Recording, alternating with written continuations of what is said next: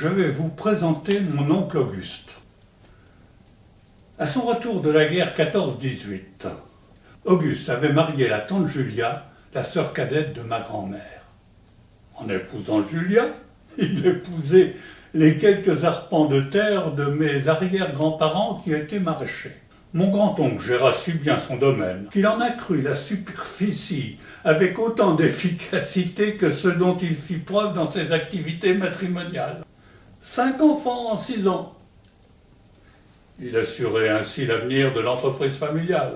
C'était un homme au visage carré, au corps robuste et musclé, taillé à la hache, fait pour le travail de la terre. Il éleva ses enfants à la dure. Dès leurs 14 ans, une fois accomplis les incontournables obligations scolaires chères à Jules Ferry, mes cousins se virent intégrés à l'exploitation du domaine.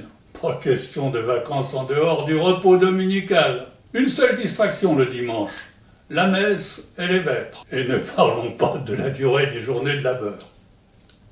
En ce temps-là, le Code du travail et les syndicats avaient certes droit de citer, mais n'avaient pas encore atteint cette fin de terre qu'est la presqu'île du Cotentin. Un jour, l'oncle Auguste recruta un jeune garçon pour renforcer son équipe d'ouvriers agricoles. Ces hommes se trouvaient sur la brèche depuis 6 heures le matin. La pause casse-croûte, dès 9 heures, était donc la bienvenue. Les musettes étaient bien garnies, pain, fromage, jambon fumé. Le cidre était fourni par le patron.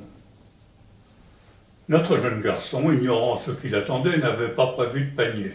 Il avait donc rejoint le groupe qui s'était assis sur un talus pour se caler l'estomac après la mise en train du galop matinal.